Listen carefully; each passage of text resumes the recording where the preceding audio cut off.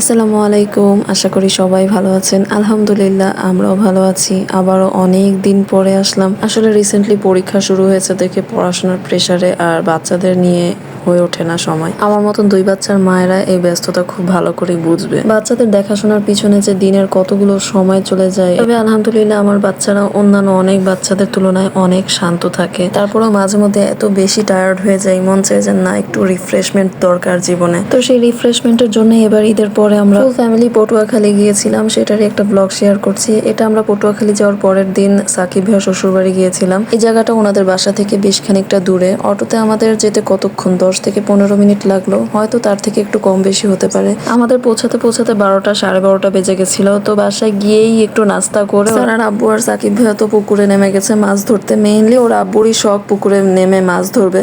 তো ওরা মাছ ধরছেও অনেক, ওই চিংড়ি মাছটা ওরাই ধরছে। আমরা তো পুকুরের পাশে বসে বসে ওনাদের মাছ ধরা দেখছিলাম। তবে অনেক রোদ ছিল, যেহেতু একদম দুপুরবেলা, তাই একটু কষ্ট হচ্ছিল। তো এটা ছিল বিকালবেলা, আমরা চা নাস্তা করে বের হয়ে গিয়েছিলাম। ওনাদের বাড়ির আশেপাশের পরিবেশটা এত সুন্দর। আমাদের ইচ্ছা ছিল বিকালে তাড়াতাড়ি বের হয়ে আশেপাশেটা ঘুরে দেখবো, কিন্তু বের হতে হতে অনেক লেট হয়ে গেছে। প্রায় মাগরিবের আগ মুহূর্তে বের হয়েছি। এখানে আসতে আসতে তো অলমোস্ট সন্ধ্যা হয়ে গেছে। তো আমরা এখানে নদীর ধারে কিছুক্ষণ হেঁটেছি। এটা ছিল পায়রা তাপবিদ্যুৎ কেন্দ্র। তো এখান থেকে ব্যাক করে আমরা এখন অটোতে করে বাসার দিকে রওনা দিয়ে যাওয়ার পথে সাদমান বেশ ডিস্টার্ব করছিল, এত বেশি গরম ছিল। তো সাদমানকে মেনটেন করা একটু কঠিন হয়ে যায় মাঝে মধ্যে। তারপরে আলহামদুলিল্লাহ, তবে এবার দুইজনই বেশ ভালোই জ্বালাইছে। সাদমান তো বেশিরভাগ সময় ওর আব্বুর কোলেই থেকেছে। তো এই তো আমাদের এই ছোটখাটো সফরের ঘোরাঘুরির এখানেই শেষ। 10:30 11টার বাসে ঢাকার পথে রওনা দিয়ে দেই। আসার পথে স্লিপার কোচে কোনো টিকিট অ্যাভেলেবল না থাকার কারণে আমাদেরকে এরকম সিটে বসে আসতে হয়েছে। একটু হ্যাসেল হয়ে যায় বাচ্চাদের নিয়ে, তবে তেমন বড় কোনো সমস্যা হয় নাই। একটু সাদমান চালাইছে